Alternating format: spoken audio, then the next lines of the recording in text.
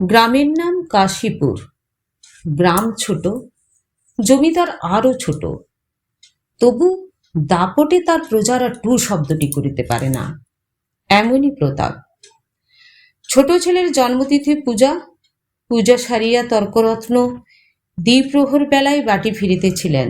বৈশাখ শেষ হইয়া আসে, কিন্তু মেঘের ছায়াটুকু কোথাও নাই। অনাবৃষ্টির আকাশ হইতে যেন আগুন ছড়িয়া পড়িতেছে। সম্মুখের দিগন্ত জোড়া মাঠখানা জ্বলিয়া পুড়িয়া ফুটি ফাটা হইয়া আছে, আর সেই লক্ষ্য ফাটল দিয়া ধরিত্রীর বুকের রক্ত নিরন্তর ধোঁয়া হইয়া উড়িয়া যাইতেছে। অগ্নিশিখার মতো তাহাদের সর্পিল ঊর্ধ্ব গতির প্রতি চাহিয়া থাকিলে মাথা ঝিমঝিম করে, যেন নেশা লাগে।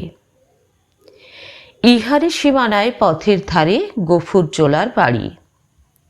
তাহার মাটির প্রাচীর পড়িয়া গিয়া প্রাঙ্গণ আসিয়া পথে মিশিয়াছে, এবং অন্তঃপুরের লজ্জা সম্ভ্রম পথিকের করুণায় আত্মসমর্পণ করিয়া নিশ্চিন্ত হইয়াছে। পথের ধারে একটা পিটালি গাছের ছায়ায় দাঁড়াইয়া তর্করত্ন উচ্চ কণ্ঠে ডাক দিলেন, ওরে ও গোফরা, বলি ঘরে আছিস? তাহার বছর দশেকের মেয়ে দুয়ারে দাঁড়াইয়া সাড়া দিল। কেন বাবাকে? বাবার যে জ্বর। জ্বর? ডেকে দে হারামজাদাকে, পাষণ্ড ম্লেচ্ছ। হাক ডাকে গফুর মিয়া ঘর হইতে বাহির হইয়া জ্বরে কাঁপিতে কাঁপিতে কাছে আসিয়া দাঁড়াইল। ভাঙা প্রাচীরের ঘা ঘেঁষিয়া একটা পুরাতন বাবলা গাছ, তার ডালে বাঁধা একটা ষাঁড়। তর্করত্ন দেখাইয়া কহিলেন, ওটা হচ্ছে কি শুনি? এই হিঁদুর গা, ব্রাহ্মণ জমিদার, সে খেয়াল আছে? তার মুখখানা রাগে ও রৌদ্রের ঝাঁঝে রক্তবর্ণ, সুতরাং সে মুখ দিয়া তপ্ত খরবাক্যই বাহির হইবে। কিন্তু হেতুটা বুঝিতে না পারিয়া গফুর চাহিয়া রহিল। তর্করত্ন বলিলেন, সকালে যাবার সময় দেখে গেছি বাঁধা, দুপুরে ফেরবার পথে দেখছি তেমনই ঠাই বাঁধা। গোহত্যা হলে যে কর্তা তোকে জ্যান্ত কবর দেবে, সে বামুন নয়। কি করব বাবা ঠাকুর, বড় লারাচে পড়ে গেছি। কদিন থেকে গায়ে জ্বর, দড়ি ধরে যে দুঃখটো খাইয়ে আনবো তা মাথা ঘুরে পড়ে যায়। তবে ছেড়ে দে না, আপনি চড়াই করে আসুন। কোথায় ছাড়বো বাবা ঠাকুর, লোকের ধান এখনো সব ছাড়া হয়নি, খামারে পড়ে খড় এখনো গাদি দেওয়া হয়নি, মাঠের আলগুলো সব জ্বলে গেল, কোথাও এক মুঠো ঘাস নেই। কার ধানে মুখ দেবে, কার গাদা ফেড়ে খাবে, কেমনে সারি বাবা ঠাকুর? তর্করত্ন একটু নরম হইয়া কহিলেন, না ছাড়িস তো ঠান্ডায় কোথাও বেঁধে দিয়ে দুয়াটি বিচুলি ফেলে দে না, ততক্ষণ চিবুক। তোর মেয়ে ভাত রাঁধেনি, ফ্যানে জলে দে না এক গামলা, খাক। গফুর জবাব দিল না। নিরুপায়ের মতো তর্করত্নের মুখের পানে চাহিয়া তাহার নিজের মুখ দিয়া শুধু একটা দীর্ঘ নিঃশ্বাস বাহির হইয়া আসিল। তর্করত্ন বলিলেন, তাও নেই বুঝি? কি করলি খড়? ভাগে বা যা পেলি সমস্ত বেচে পেটায় না মা? গরুটার জন্যে একাটি ফেলে রাখতে নেই, বেটা কষাই। এই নিষ্ঠুর অভিযোগে গফুরের যেন বাক রোধ হইয়া গেল। ক্ষণেক পরে ধীরে ধীরে কহিল, খানিক খড় এবার ফাঁকে পেয়েছিলাম, কিন্তু গেল সনের বকেয়া বলে কর্তামশাই সব ধরে রাখলেন। কেঁদে কেটে হাতে পায়ে পড়ে বললাম, বাবু মশাই, হাকিম তুমি, তোমার রাজিত্বের ছেলে, আর পালাবো কোথায়? আমাকে পরদেশে বিজুলি না হয় দাও, চালে খড় নেই, একখানি ঘর বাপ বেটিতে থাকি, তাও না হয় তালপাতার গোজা গাজা দিয়ে এই বর্ষাটা কাটিয়ে দেব, কিন্তু না খেতে পেয়ে আমার মহেশ মরে যাবে। তর্করত্ন হাসিয়া কহিলেন, ইস, সাধ করে আবার নাম রাখা হয়েছে মহেশ, সে বাঁচিনি। কিন্তু এ বিদ্রুপ গফুরের কানে গেল না। সে বলিতে লাগিল, কিন্তু হাকিমের দয়া হলো না, মাস দুয়ের খোরাকের মতো ধান দুটি আমাদের দিলেন, কিন্তু বেবাক খড় সরকারে গাদা হয়ে গেল, ও আমার কুট্টোটি পেলে না। বলিতে বলিতে কণ্ঠস্বর তাহার অশ্রুভারে ভারী হইয়া উঠিল, কিন্তু তর্করত্নের তাহাদের করুণার উদয় হইল না। কহিলেন, আচ্ছা মানুষ তো তুই, খেয়ে রেখেছিস, দিবি নে, জমিদার কি তোকে ঘর থেকে খাওয়াবে নাকি? তোরা তো রামরাজত্বে বাস করিস, ছোট লোক কিনা, তাই তার নিন্দে করে মরিস। গফুর লজ্জিত হইয়া বলিল, নিন্দে করব কেন বাবা ঠাকুর, নিন্দে তার আমরা করি নে, কিন্তু কোথা থেকে দিই বলো তো?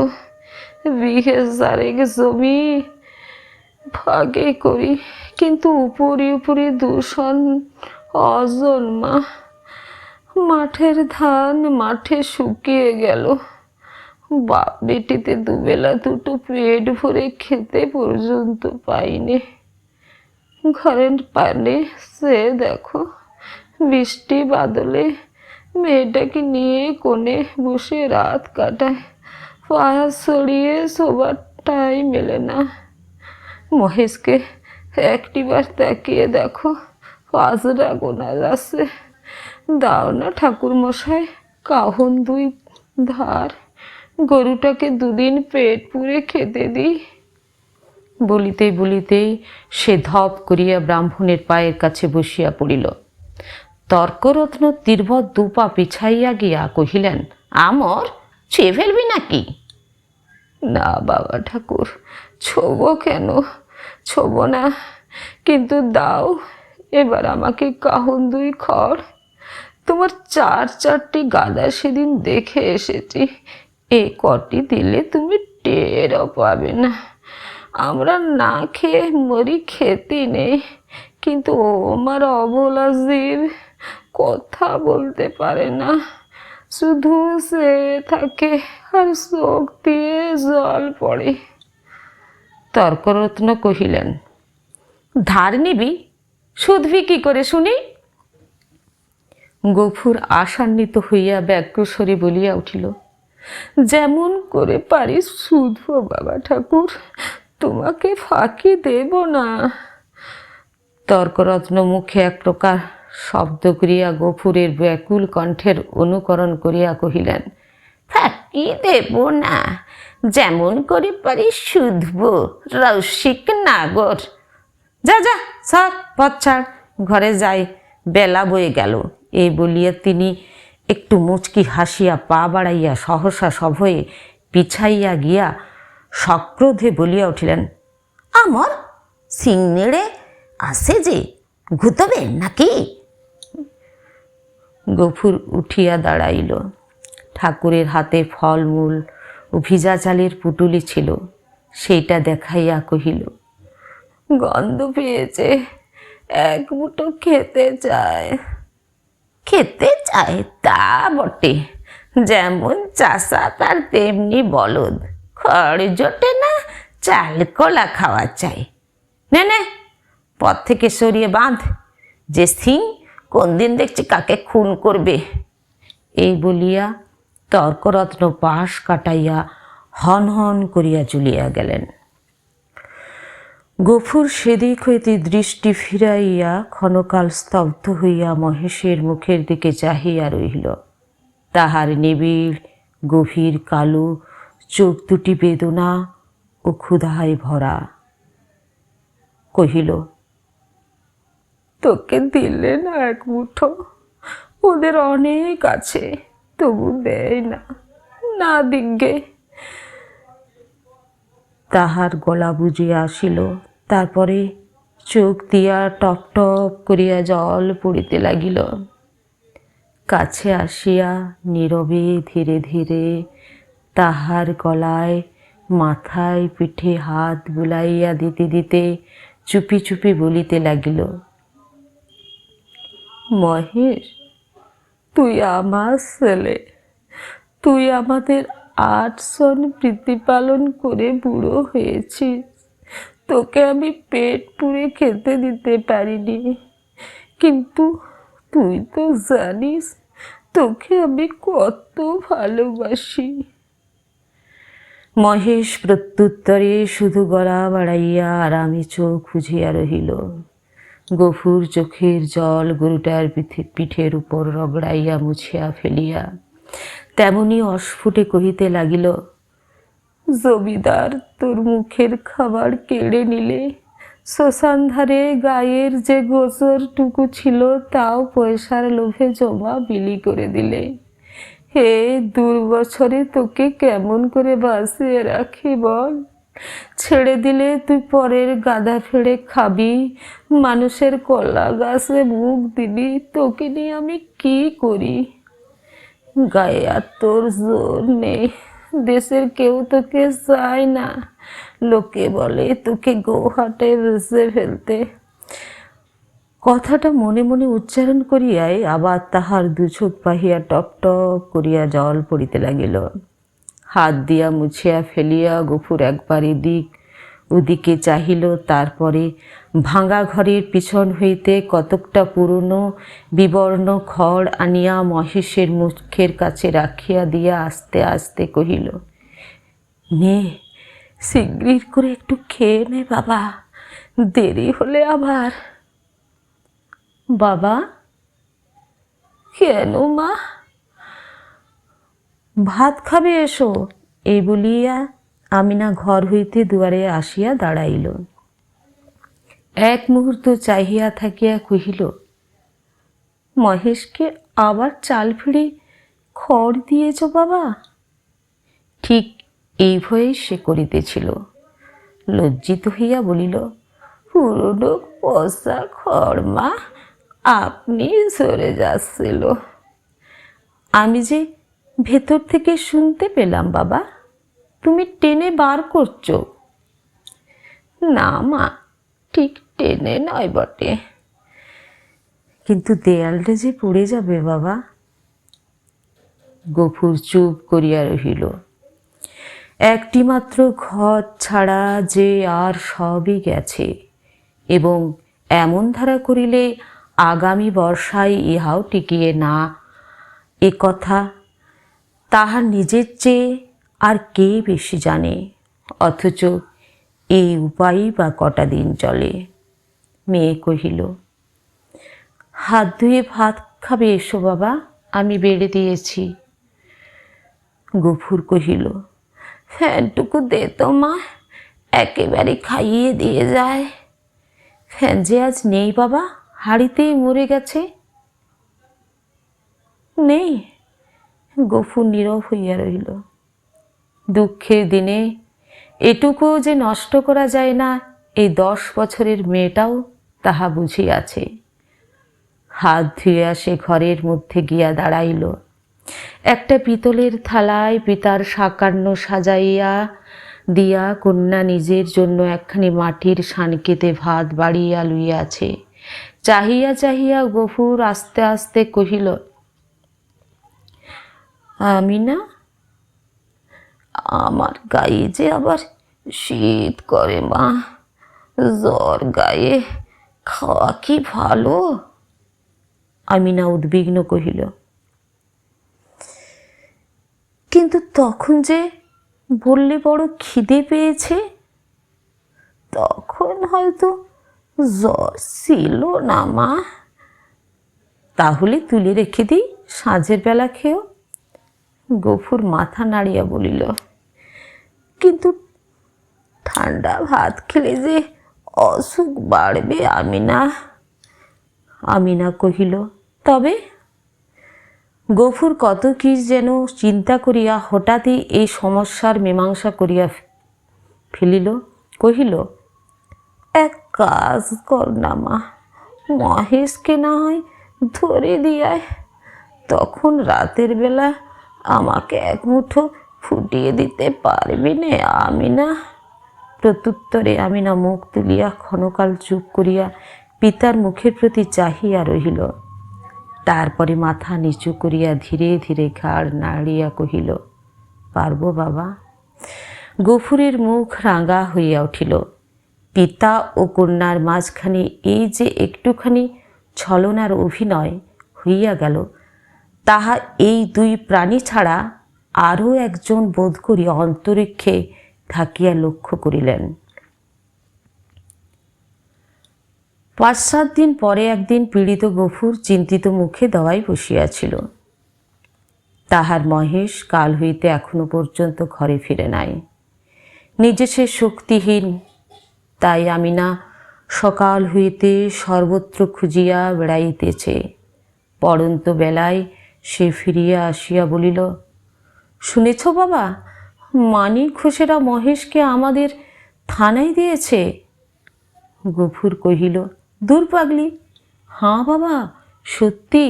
তাদের চাকর বললে, তোর বাপকে বলগে যা দরিয়াপুরের খোয়াড়ে খুঁজতে। কি করেছিল সে? তাদের বাগানে ঢুকে গাছপালা নষ্ট করেছে বাবা। গফুর স্তব্ধ হইয়া বসিয়া রহিল। মহেশের সম্বন্ধে সে মনে মনে বহু প্রকার দুর্ঘটনা কল্পনা করিয়াছিল, কিন্তু এ আশঙ্কা ছিল না। সে যেমন নিরীহ তেমনি গরিব, সুতরাং প্রতিবেশী কেহ তাহাকে এত বড় শাস্তি দিতে পারে এই ভয় তাহার হয় নাই। বিশেষত মানিক ঘোষ, গো ব্রাহ্মণে ভক্তি তাহার এই অঞ্চলে বিখ্যাত। মেয়ে কহিল, বেলা যে পড়ে এলো বাবা, মহেশকে আনতে যাবে না? গফুর বলিল, না। কিন্তু তারা যে বললে 3 দিন হলেই পুলিশের লোক তাকে গোহাটে বেচে ফেলবে। গফুর কহিল, ফেলুক কে? গোহাটা বস্তুটা যে ঠিক কি আমিনা তাহা জানিত না, কিন্তু মহেশের সম্পর্কে ইহার উল্লেখ মাত্রেই তাহার পিতা যে কী রূপ বিচলিত হইয়া উঠিত ইহা সে বহুবার লক্ষ্য করিয়াছে। কিন্তু আজ সে আর কোনো কথা না কহিয়া আস্তে আস্তে চলিয়া গেল। রাত্রের অন্ধকারে লুকাইয়া গফুর বংশীর দোকানে আসিয়া কহিল, খুড়ো, একটা টাকা দিতে হবে। এই বলিয়া সে তাহার পিতলের থালাটি বসিবার মাথার নিচে রাখিয়া দিল। এ বস্তুটির ওজন ইত্যাদির বংশীর সুপরিচিত। বছর 2 মধ্যে সে 5 ইহাকে বন্ধক রাখিয়া 1টি করিয়া টাকা দিয়াছে, অতএব আজও আপত্তি করিল না। পরদিন যথাস্থানে আবার মহেশকে দেখা গেল। সেই বাবলাতলা, সেই দড়ি, সেই খুঁটা, সেই তৃণহীন শূন্য আধার, সেই ক্ষুধাতুর কালো চোখের সজল উৎসুক দৃষ্টি। একজন বুড়া গছের মুসলমান তাহাকে অত্যন্ত তীব্র চক্ষু দিয়া পর্যবেক্ষণ করিতেছিল। অদূরে একধারে 2 হাঁটু জড়ো করিয়া গফুর মিয়া চুপ করিয়া বসিয়াছিল। পরীক্ষা শেষ করিয়া বুড়া চাদরের খুঁট হইতে একখানি 10 টাকার নোট বাহির করিয়া তাহার ভাঁজ খুলিয়া বারবার মসৃণ করিয়া লইয়া তাহার কাছে গিয়া কহিল, আর ভাঙব না, এই পুরোটাই দিলাম, নাও। গফুর হাত বাড়াইয়া গ্রহণ করিয়া তেমনি নিঃশব্দেই বসিয়া রহিল। যে দুজন লোক সঙ্গে আসিয়াছিল তাহারা গরুর দড়ি খুলিবার উদ্যোগ করিতেই সে অকস্মাৎ সোজা হইয়া উঠিয়া দাঁড়াইয়া উদ্ধত কণ্ঠে বলিয়া উঠিল, দড়িতে হাত দিও না বলছি, খবরদার বলছি, ভালো হবে না। তাহারা চমকিয়া গেল। পুরো আশ্চর্য হইয়া কহিল, কেন? গফুর তেমনি রাগিয়া জবাব দিল, কেন আবার কি? আমার জিনিস আমি বেচব না, আমার খুশি। এই বলিয়া সে নোটখানা ছুঁড়িয়া ফেলিয়া দিল। তাহারা কহিল, কাল পথে আসতে বায়না নিয়ে এলে যে, এই নাও তোমাদের বায়না ফিরিয়ে। এই বলিয়া সে ট্যাক হইতে 2টা টাকা বাহির করিয়া ঝনাত করিয়া ফেলিয়া দিল। একটা কলহ বাঁধিবার উপক্রম হয় দেখিয়া বুড়া হাসিয়া ধীরে ভাবে কহিল, চাপ দিয়া আর 2 টাকা বেশি নিবে, এই তো? দাও হে, পানি খেতে ওর মেয়ের হাতে 2 টাকা দাও। কেমন, এই না? না, কিন্তু এর বেশি কেউ একটা আদলা দেবে না, তা জানো? গফুর সজরে মাথা নাড়িয়া কহিল, না। বুড়ো বিরক্ত হইল, কহিল, না তো কি, চামড়াটাই যে দামে বিকবে, নইলে মাল আর আছে কি? তোবা তোবা! গফুরের মুখ দিয়ে হঠাৎ একটা বিশ্রী কটু কথা বাহির হইয়া গেল এবং পরক্ষণে সে ছুটিয়া গিয়া নিজের ঘরে ঢুকিয়া চিৎকার করিয়া শাসাইতে লাগিল যে তাহারা যদি অবিলম্বে গ্রাম ছাড়িয়া না যায় তো জমিদারের লোক ডাকিয়া জুতা পেটা করিয়া ছাড়িবে।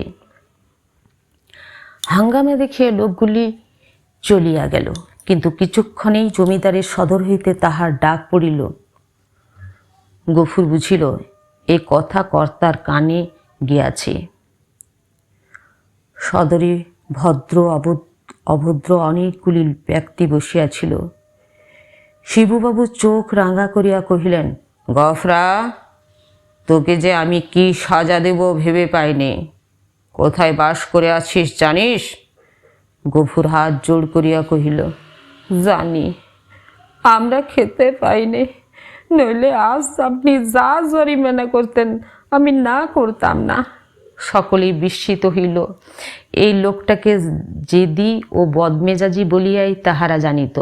সে কাঁদো কাঁদো হইয়া কহিল, এমন কাজ আর কখনো করব না কর্তা। এই বলিয়া সে নিজের 2 হাত দিয়া নিজের দোকান মুলিল এবং প্রাঙ্গণের একদিক হইতে আরেক দিক পর্যন্ত নাক্ষত দিয়া উঠিয়া দাঁড়াইল। শিবুবাবু সদয় কণ্ঠে কহিলেন, আচ্ছা, যা যা হয়েছে, আর কখনোই সব মতিবুদ্ধি করিস নে। বিবরণ শুনিয়া সকলেই কণ্টকিত হইয়া উঠিলেন এবং এই মহাপাতক যে শুধু কর্তার পুণ্য প্রভাবে ও শাসন ভয়ে নিবারিত হইয়াছে সে বিষয়ে কাহারও সংশয় মাত্র রহিল না। তর্করত্ন উপস্থিত ছিলেন। তিনি গো শব্দের শাস্ত্রীয় ব্যাখ্যা করিলেন এবং যে জন্য এই ধর্মজ্ঞানহীন ম্লেচ্ছ জাতিকে গ্রামের ত্রিসীমানায় বসবাস করিতে দেওয়া নিষিদ্ধ তাহা প্রকাশ করিয়া সকলের জ্ঞান নেত্র বিকশিত করিয়া দিলেন। গফুর একটা কথার জবাব দিল না। যথার্থ প্রাপ্য মনে করিয়া অপমান ও সকল তিরস্কার সবিনয়ে মাথা পাতিয়া লইয়া প্রসন্ন চিত্রে ঘরে ফিরে আসিল। প্রতিবেশীদের গৃহ হইতে ফ্যান চাহিয়া আনিয়া মহেশকে খাওয়াইল এবং তাহার গায়ে মাথায় ও শিঙে বারংবার হাত বুলাইয়া অস্ফুটে কত কথাই বলিতে লাগিল। জ্যৈষ্ঠ শেষ হইয়া আসিল। রুদ্রের যে মূর্তি একদিন শেষ বৈশাখে আত্মপ্রকাশ করিয়াছিল সে যে কত ভীষণ, কত বড় কঠোর হইয়া উঠিতে পারে তাহা আজিকার আকাশের প্রতি না চাহিলে উপলব্ধি করাই যায় না। কোথাও যেন করুণার আভাস পর্যন্ত নাই।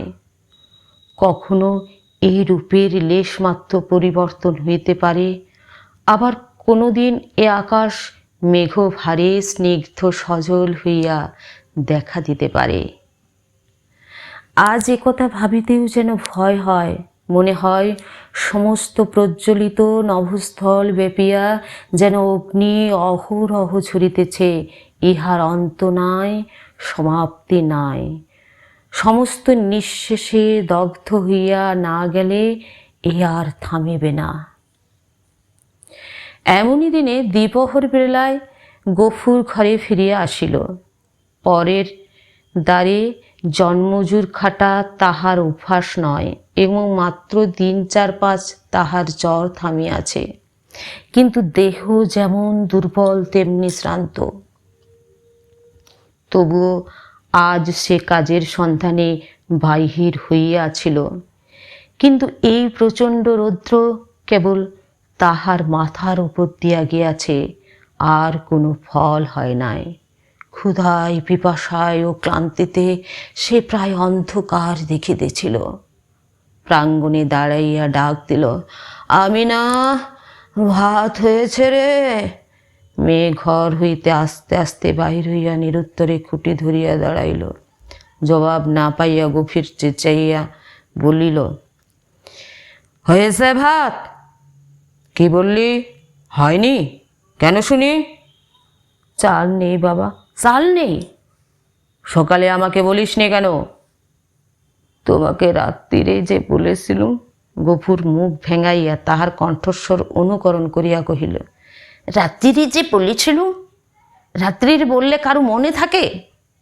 নিজের কর্কশ কণ্ঠে ক্রোধ তাহার দ্বিগুণ বাড়িয়া গেল। মুখ অধিকতর বিকৃত করিয়া বলিয়া উঠিল, চাল থাকবে কি করে? রোগা বাপ খাক আর না খাক, বুড়ো মেয়ে 4-5 বার করে ভাত গিলবি। এবার থেকে চাল আমি কুলুপ বন্ধ করে বাইরে যাব। দে একটু জল দে, তেষ্টায় বুক ফেটে গেল। বল, তাও নেই। আমিনা তেমনি অধমুখে দাঁড়াইয়া রহিল। কয়েক মুহূর্ত অপেক্ষা করিয়া গফু যখন বুঝিল তৃষ্ণার জল পর্যন্ত নাই, তখন সে আর আত্মসংবরণ করিতে পারিল না। দ্রুত পথ কাছে গিয়া ঠাস করিয়া সশব্দে তাহার গালে এক চড় কষাইয়া দিল। কহিল, মুখ পোড়া হারামজাদা মেয়ে, সারাদিন তুই করিস কি? এত লোকে মরে, তুই মরিস নে? মেয়ে কথাটি কহিল না। মাটির শূন্য কলসিটি তুলিয়া লইয়া সেই রৌদ্রে মাঝে চোখ মুছিতে মুছিতে নিঃশব্দে বাহির হইয়া গেল। সে চোখের আড়াল হইতেই কিন্তু গফুরের বুকে শেল বিঁধিল। মা মরা এই মেয়েটিকে সে যে কি করিয়া মানুষ করিয়াছে সে কেবল সেই জানে। তাহার মনে পড়িল, এই তাহার স্নেহশীলা কর্মাপরায়ণা শান্ত মেয়েটির কোনো দোষ নাই। ক্ষেতের সামান্য ধান ক্ষয়টি ফুরনো পর্যন্ত তাহাদের পেট ফুরিয়া দুবেলা অন্ন জুটে না। কোনোদিন একবেলা, কোনোদিন বা তাহাও নয়। দিনে 5-6 বার ভাত খাওয়া যেমন অসম্ভব তেমনি মিথ্যা, এবং পিপাসার জল না থাকার হেতুও তাহার অবিদিত নয়। গ্রামে যে 2-3টা পুষ্করিণী আছে তাহা একেবারে শুষ্ক। শিবচরণ বাবুর খিড়কির পুকুরে যা একটু জল আছে তাহা সাধারণে পায় না।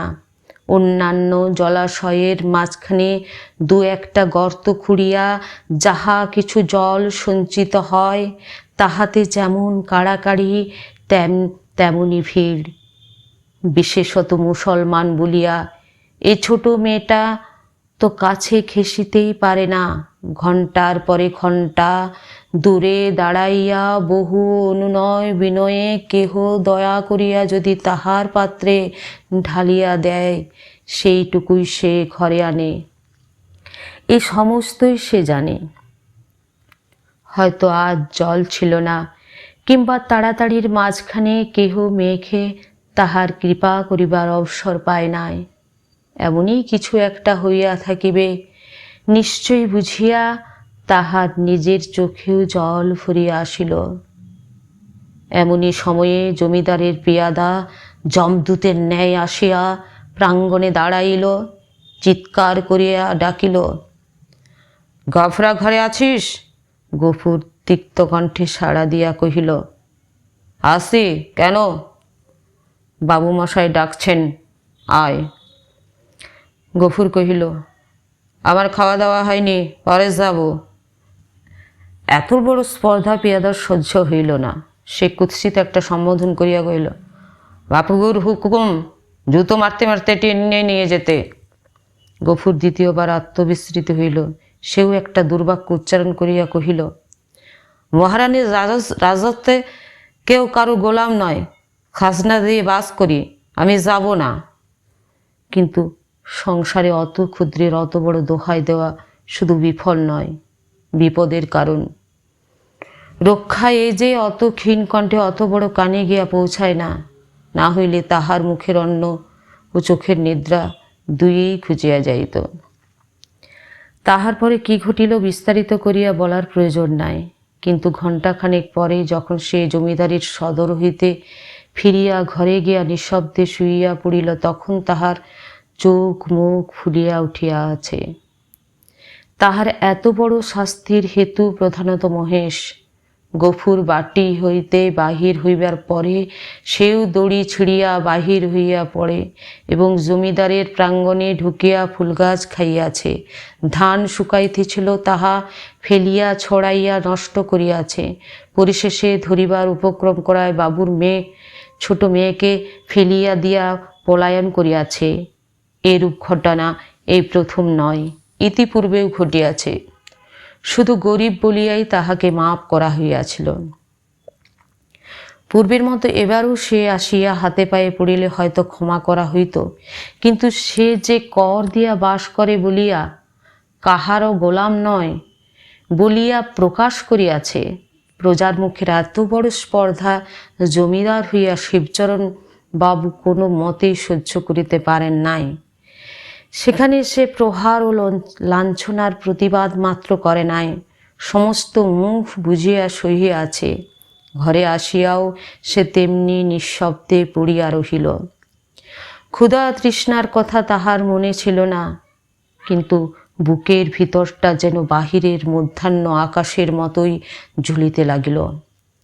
এমন কতক্ষণ কাটিল তাহার হুঁশ ছিল না, কিন্তু প্রাঙ্গণ হইতে সহসা তাহার মেয়ের আর্তকণ্ঠে কানে যাইতেই সে সবেগে উঠিয়া দাঁড়াইল এবং ছুটিয়া বাহিরে আসিতেই দেখিল আমিনা মাটিতে পড়িয়া এবং বিক্ষিপ্ত ভাঙা ঘট হইতে জল ঝরিয়া পড়িতেছে, আর মহেশ মাটিতে মুখ দিয়া সেই জল মরুভূমির মতো যেন শুষিয়া খাইতেছে।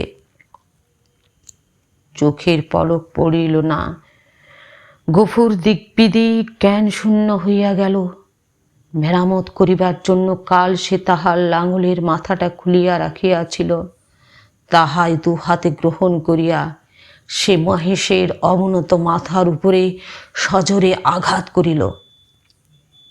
একটিবার মাত্র মহেশ মুখ তুলিবার চেষ্টা করিল, তাহার পরেই তাহার অনাহার ক্লিষ্ট শীর্ণ দেহ ভূমিতলে লুটাইয়া পড়িল। চোখের কোণ বাহিয়া কয়েক বিন্দু অশ্রু ও কান বাহিয়া ফোঁটা কয়েক রক্ত গড়াইয়া পড়িল। বার দুই সমস্ত শরীরটা তাহার থরথর করিয়া কাঁপিয়া উঠিল। তারপরে সম্মুখ ও পশ্চাতের পা দুটা তাহার যতদূর যায় প্রসারিত করিয়া দিয়া মহেশ শেষ নিঃশ্বাস ত্যাগ করিল। আমিনা কাঁদিয়া উঠিয়া বলিল, কি করলে বাবা, আমাদের মহেশ যে মরে গেল।